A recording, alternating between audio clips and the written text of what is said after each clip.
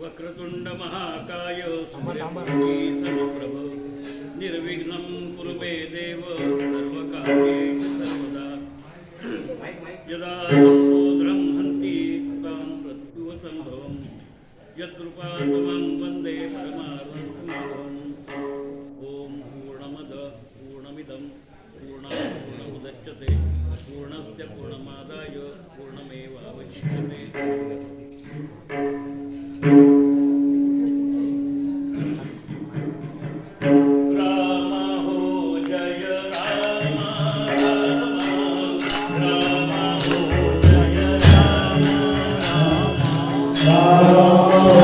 Jai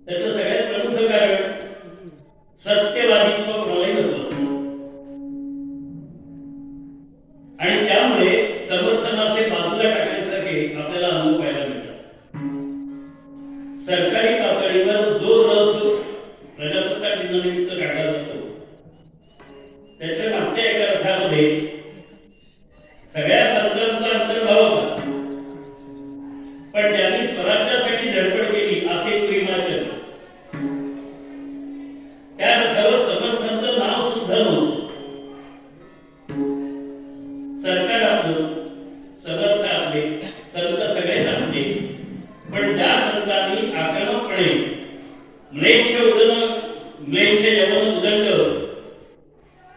त्यांचं बंधन उडवून काढण्यासाठी प्रयत्न केले आणि तुम्हा आम्हाला हिंदू म्हणून जगायला शिकवलं, त्या समर्थांचं नाव नको त्या रथावर, कारण काही राजकारणात गेणारे अनेक लोक आहेत, त्यांना बाकी सगळ्या संतांची आठवण होती. संतांची आठवण व्हायलाच पाहिजे, त्याच्याबद्दल तुम्हाला असण्याचं कारण नाही. पण या सगळ्या संतांनी समाजकारण केलं, त्यांनी देशाच्या स्वातंत्र्याचा विचार फारसा केल्याचं चित्र नाही. समाजकारण केलं, समाजाला एकत्र केलं, हिंदू म्हणून सगळ्यांना शिकवलं. पण त्यांचा तो उपदेश आपल्या अंगात भिन्न कर ना. म्हणजे उदाहरण देत राहिलं तर माऊलींनी ज्ञानेश्वरी ते म्हटलं होतं, तैसा हृदया बुद्धेनी राहू असता सर्व सुखाचा आरामू. पण तैसा राम म्हणजे कोणता? आमच्या मनात कोणता राम आहे आम्ही कधी विचार होता? आम्हाला राम आहे जागेवर उभा राहिलेला, बाजूला सीताबाई एका बाजूला लक्ष्मण आहे, मागे भरत आणि असा राम आहे. पण त्या रामाने अयोध्येपासून लंकेपर्यंत जाऊन सगळ्या राक्षसांचा निपात केला. असा राक्षसी प्रवृत्तीचा नाश करणारा राम आमच्या हृदयात आहे का?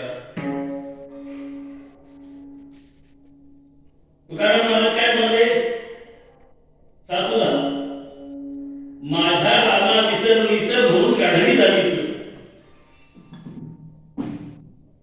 आता तुकाराम महाराजांना कोणता राम म्हणते? तुका आपण विचार केला, सर्व समाज महाराजांचा छळ करताना आपण पाहत ऐकत होतो, वाचत होतो, पण त्यांना राम कोणता हवा होता? अशा प्रकारे दुष्ट प्रवृत्तीने वागणारे लोक त्यांचा निपात करणारा राम त्यांनाही हवा. म्हणून तुका म्हणे ऐशाला म्हणून मागाव्या केला. पण आम्ही तसे तुकाराम महाराज जवळ केलेच नाही. आम्ही महाराजांच्या जवळ केले कसे? निष्ठावंत भाव भक्तांचा स्वधर्म, निष्ठावंत भाव भक्तांचा स्वधर्म, निष्ठावंत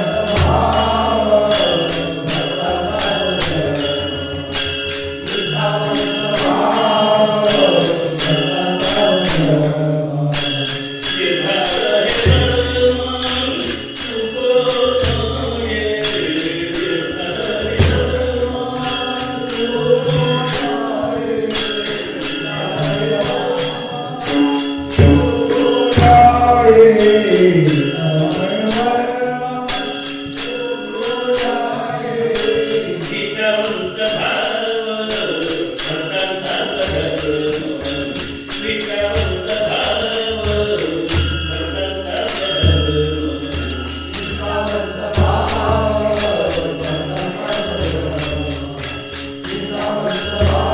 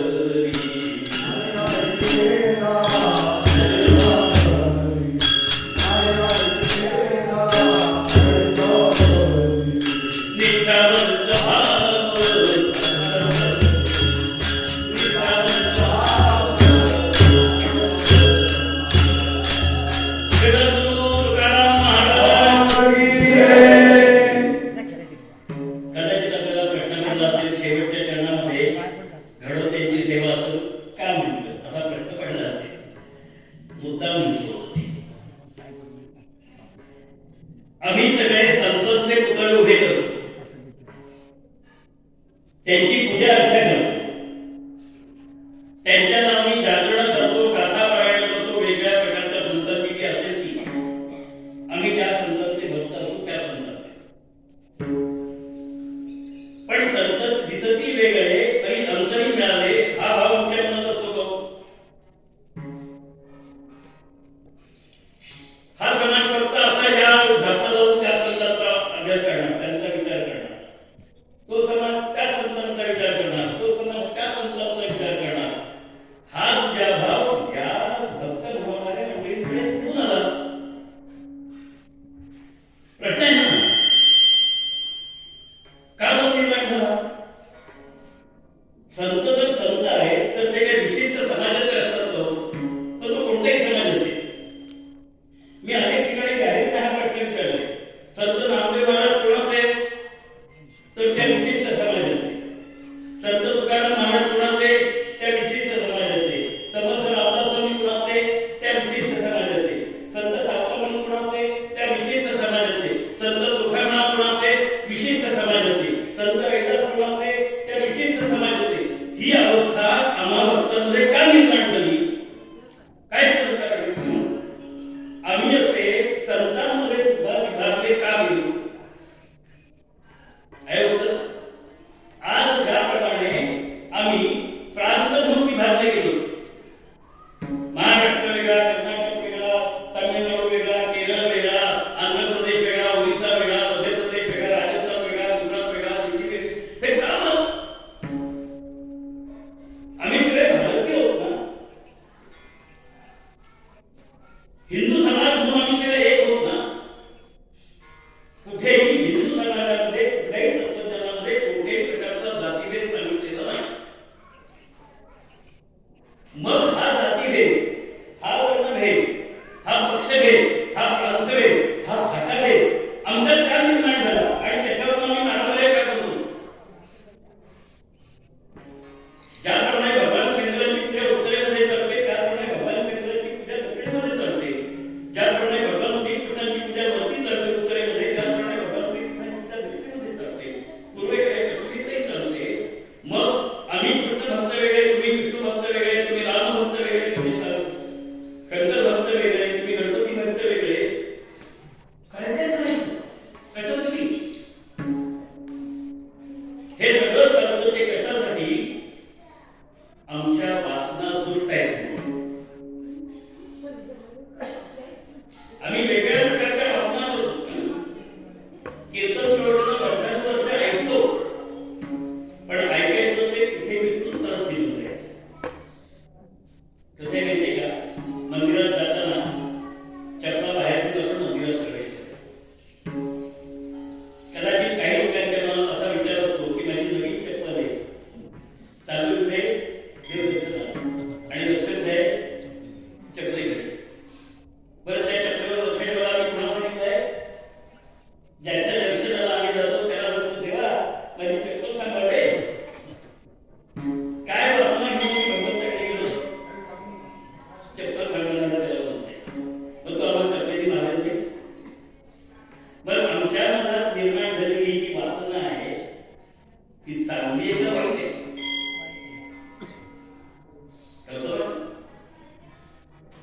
समर्थ म्हणून म्हणतायत मनात वासना दुष्ट कामा नये. दुष्ट वासना मनात येता कामा नये. किती प्रकारच्या दुष्ट वासना आहेत. आता काल राजकारणाचं धुळवड असली, आपल्या मनात दोन प्रकारचे विचार आले गेले. एक विचाराला बरं झाला आमचा माणूस निघून आला, आणि दुसरा विचार काय आला?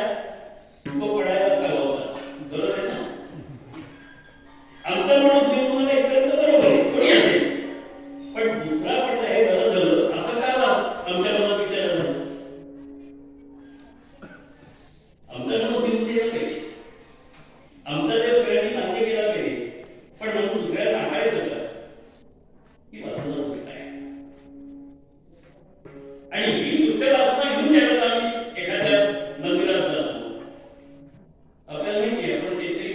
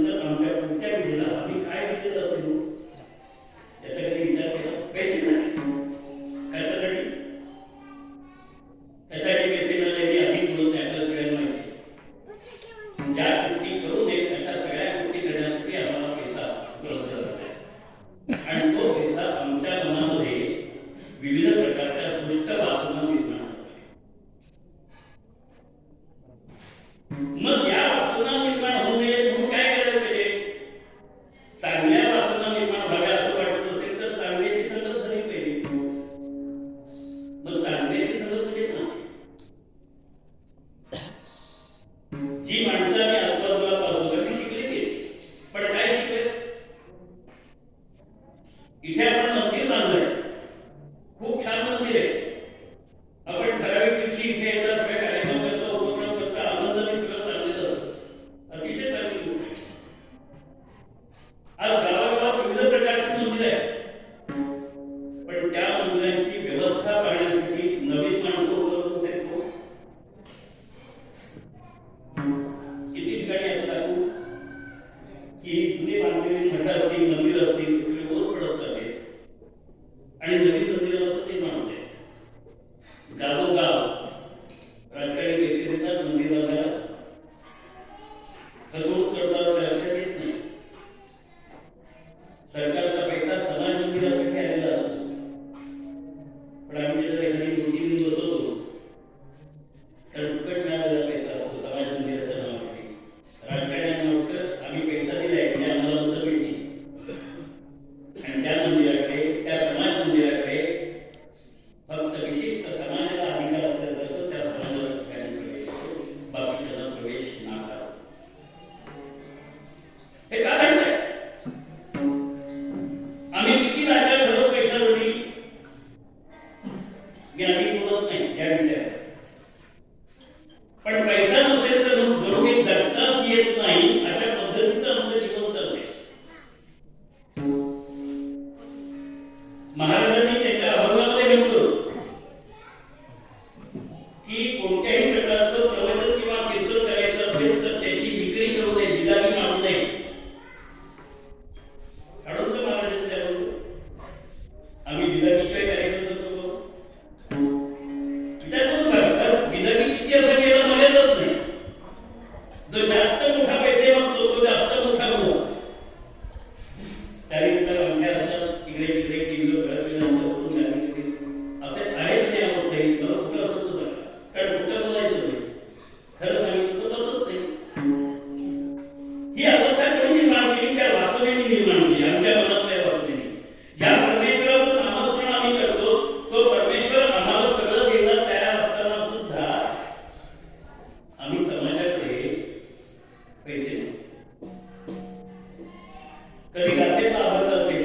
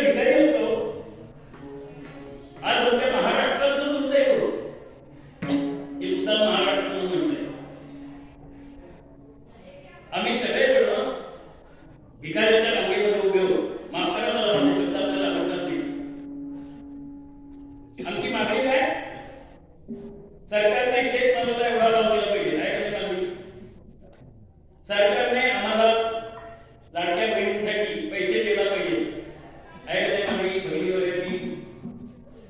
सरकारने आम्हाला कर्जमाफी दिली पाहिजे, ऐकते मागणी. सरकारने आम्हाला रस्ते द्यायला पाहिजे, सरकारने आम्हाला शाळा द्यायला पाहिजे, सरकारने आम्हाला हॉस्पिटल द्यायला पाहिजे. मग आपण सरकारला काय देऊ?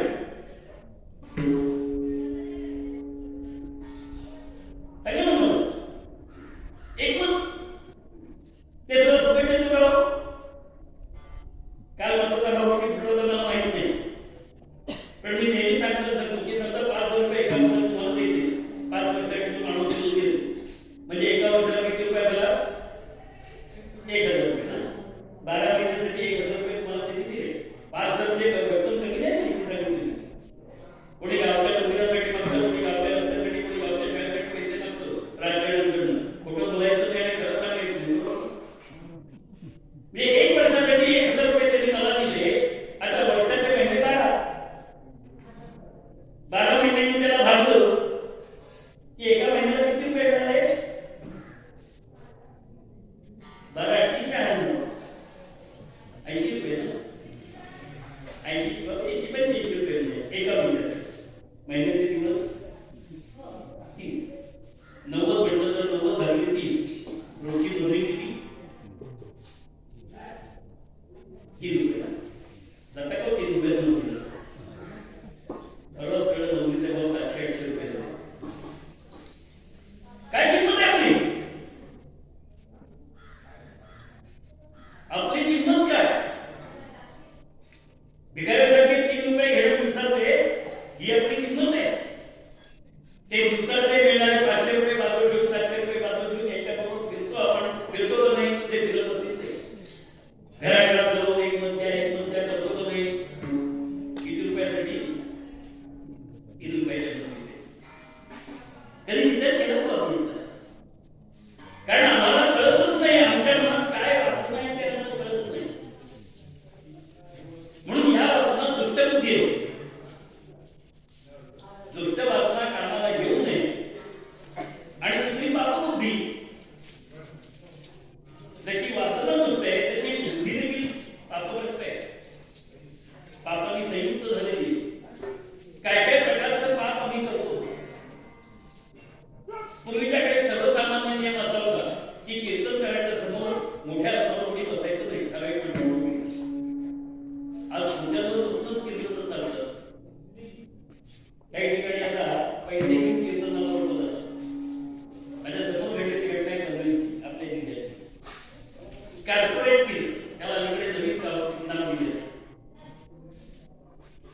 या तुम्ही कीर्तनाला या, एवढं तिकीट आहे. जसं सिनेमात याचं तिकीट असतं.